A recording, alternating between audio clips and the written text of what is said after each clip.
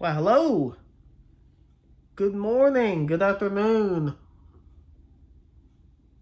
Whenever you're turning into this video. Uh, I just read chapter 17 through 23 of A Storm of Swords. And these chapters may be the moment when A Song of Ice and Fire finally revealed its true shape to me. Because up until now, even amid the betrayals and executions and wars, there was still part of me expecting heroic fantasy to finally break through and intervene. I mean, surely someone would escape the political machine. Surely someone would be allowed happiness. Surely Sansa Stark, after all she's endured, would finally be free. And then Tywin Lannister enters and calmly rearranges human lives like pieces on a chessboard. Marry Sansa to Tyrion. Marry Cersei's to Willis. Do it immediately. Move quickly and nobody can object. It's one of the coldest scenes in the entire series. Precisely because no swords are drawn. No battle happens. It's just politics. And politics, to be honest, is more horrifying than war in this series to me. But what makes this section so terrifying is Tywin's emotional emptiness. He doesn't necessarily hate Sansa, and I don't even think he really hates Tyrion, though he doesn't exactly love Tyrion either. But I don't think he exactly hates even Tyrion. And he doesn't hate Cersei, but he sees people as functions. Marriage is logistics. Bodies are territory. Children are political infrastructure. Like this line, the key to the North is Sansa Stark. Never mind the fact that Sansa is a grieving girl, or Sansa is a traumatized hostage. No, she's the key to the North. Tywin speaks exactly like a man discussing supply lines or castles. The Tyrells want Sansa? Then move first. Marry her immediately. Problem solved. This is feudalism stripped of all romantic illusion. The songs speak about noble marriages, but Tywin speaks about inheritance vectors. And then, one of the reasons this scene works so well is that Tyrion instantly recognizes the cruelty. And what's fascinating is why. Not because he's morally pure. I mean, Tyrion is cynical, manipulative, and frequently cruel himself, although he is one of my favorite characters, so that helps me see him better, him being a favorite character. I don't know if he's the favorite character for him, but he's a. But he still retains emotional imagination. He can picture what this means for Sansa. There's the line, "That seems singularly cruel, even for you, father." Which is extraordinary because Tyrion finally says aloud what everyone knows. Tywin's political genius is inseparable from emotional brutality. And notice what Tyrion actually wants. I would prefer a wife who wants me in her bed. That line hurts. It hurt me more than I expected.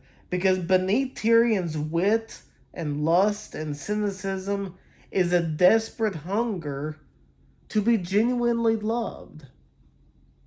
Not used, not tolerated as technically a Lannister, not politically assigned, wanted. Tyrion is someone who's never been wanted in his life, not by his father, not by anyone. And he knows Sansa will never want him. So the marriage becomes tragic for both of them. Tywin thinks he's arranging an alliance, but Martin is arranging emotional catastrophe here. And then, one of the most revealing parts of these chapters is Cersei's reaction. Because Cersei, for perhaps the first time in a long while, is forced into the same position as Sansa, which in a way is a little satisfying if it wasn't for the fact that it's bad for Sansa as well. Cersei becomes dynastic property. Tywin says, "You are my daughter and will do as I command." And suddenly the Queen Regent is reduced to a bargaining chip. That's why her fury feels so visceral. She spent years wielding patriarchal power through proximity to men. There's Robert, Joffrey, Tywin, Jaime. But now she discovers the truth. Even queens can become brood mares. And the irony is incredible because Cersei has shown almost no empathy towards Sansa's captivity. Yet the moment marriage becomes compulsory for her, she explodes in outrage. And this is something Martin is very good at, I think, because he's able to trap characters inside the very systems they helped sustain. And then meanwhile, the Sam chapter might be one of the greatest meditations on courage I've ever read in fantasy. Because Sam thinks he is a coward every second of this chapter. Every second. He's constantly saying how much of a coward he is. And yet he keeps moving and he keeps doing his duty. He specifically says, "Well, at least I did my duty. I'm a coward, but I did my duty." He keeps moving forward. He keeps doing his duty. And that's the key, I think. Fantasy often imagines bravery as fearlessness. But here, Martin and Tolkien does this too. This chapter understands something so deep. Courage is action despite terror. Sam says, "I'm fat and I'm weak and I'm craven, but I did my duty." That line devastated me, but it devastated me because those words, "and I'm craven," and then "but I did my duty," I could slap Sam. It's like, you're not craven. You're not a coward. Like, you're proving yourself not this, like, you're proving yourself very courageous. Sam's self-understanding is completely warped by his father. Randall Tarley has defined cowardice so narrowly that Sam literally cannot recognize his own heroism. But let's look at the evidence. He sent the ravens. He killed an other. He keeps walking when his body wants death. The irony is just painful. Sam is surrounded by men who consider themselves brave, yet many of them broke on the fist. Sam survives because he continues doing his duty even while he's terrified. That's real courage. Not fearlessness, but persistence. And then here, Martin does something fascinating again with the recurring song motif. The bear and the maiden fair returns. But now the song becomes grotesque. Earlier, it existed as courtly entertainment. Now, Sam cannot bear hearing it because bear no longer means comedy. It means horror. An undead bear. Death. Trauma. Martin keeps doing this throughout the series. Songs migrate from romance into nightmare. And I wonder if maybe that's the whole point of winter is coming. That the everything the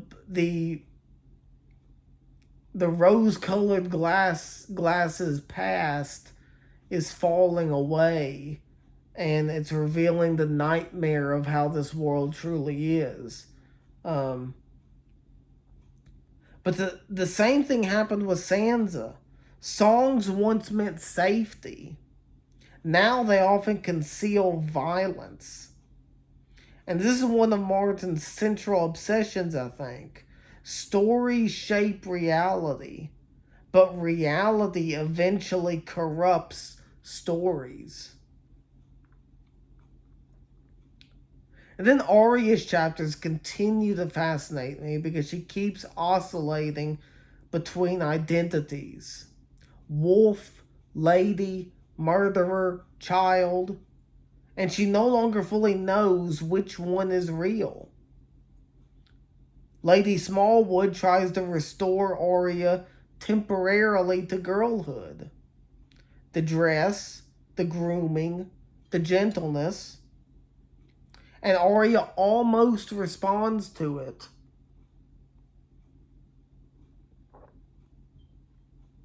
But then she thinks, I'm not a lady. I'm a wolf. And that line is so important because the Stark children are increasingly becoming their dire wolves psychologically. Not metaphorically, but psychologically.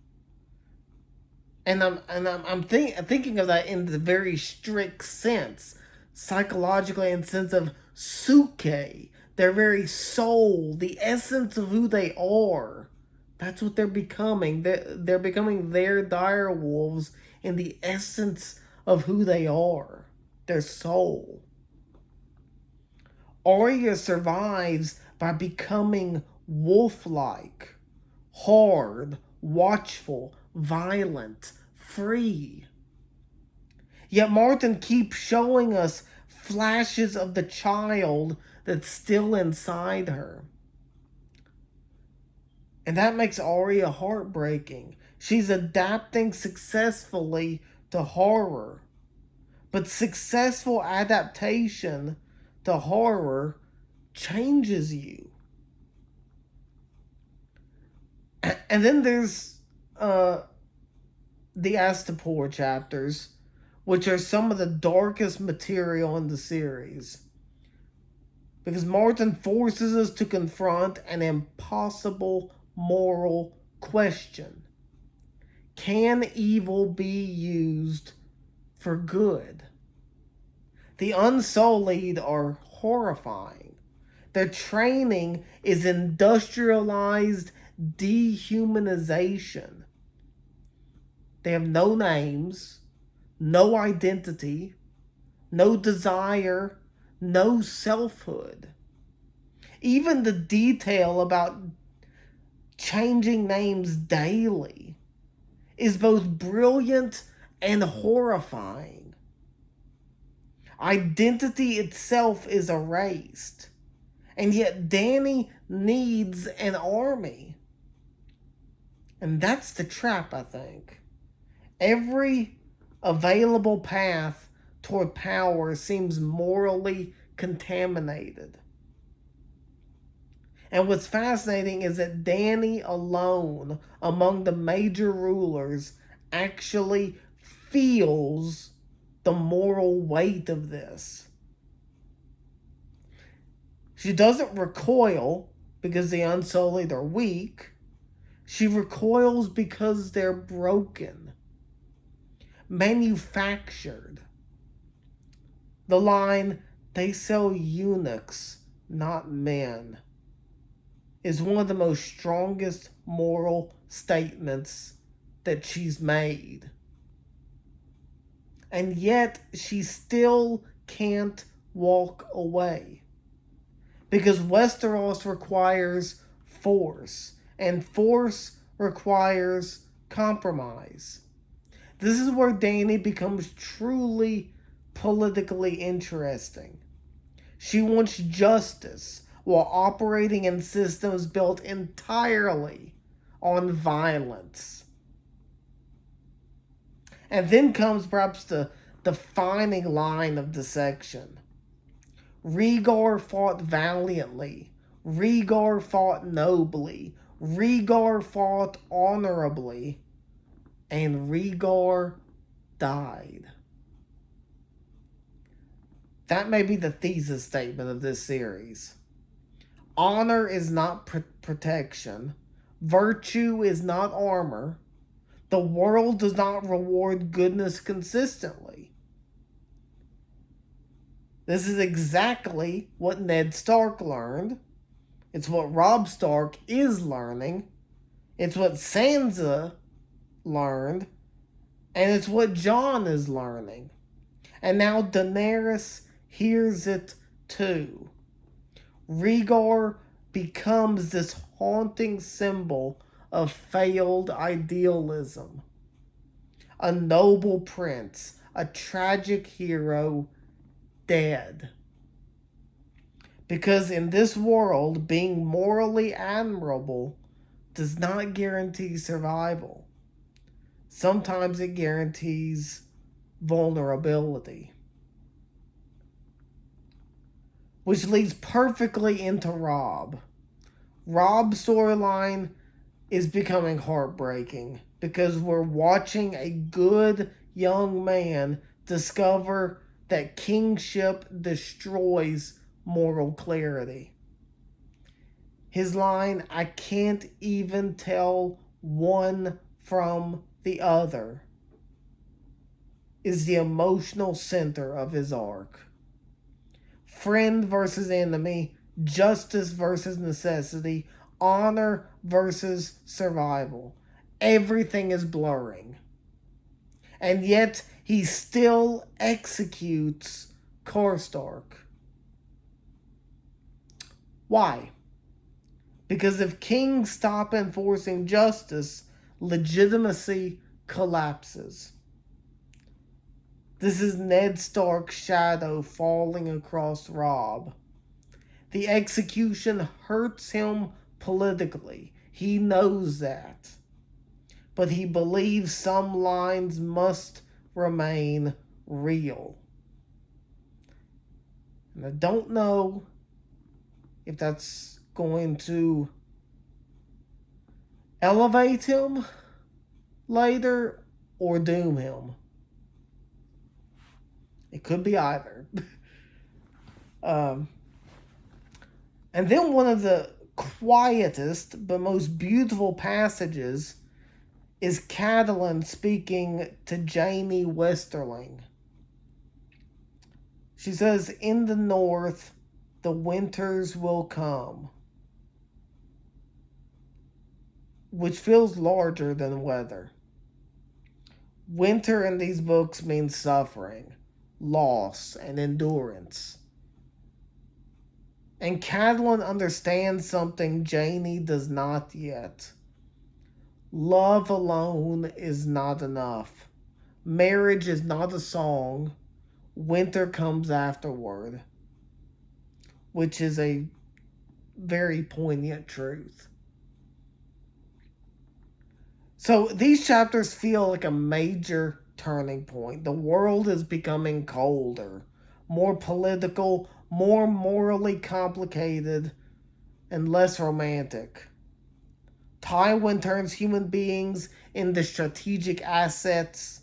Sam discovers that courage exists inside terror. Arya drifts further from childhood. Daenerys confronts the price of power. And Robb realizes kingship means choosing between disasters.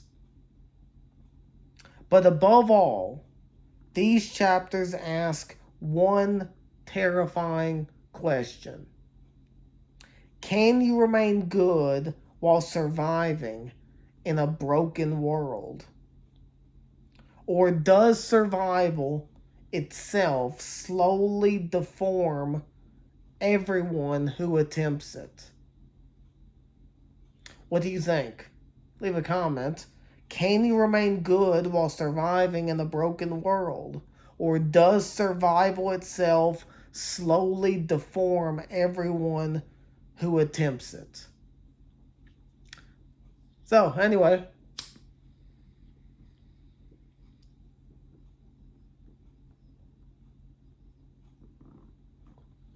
I'll see y'all next time.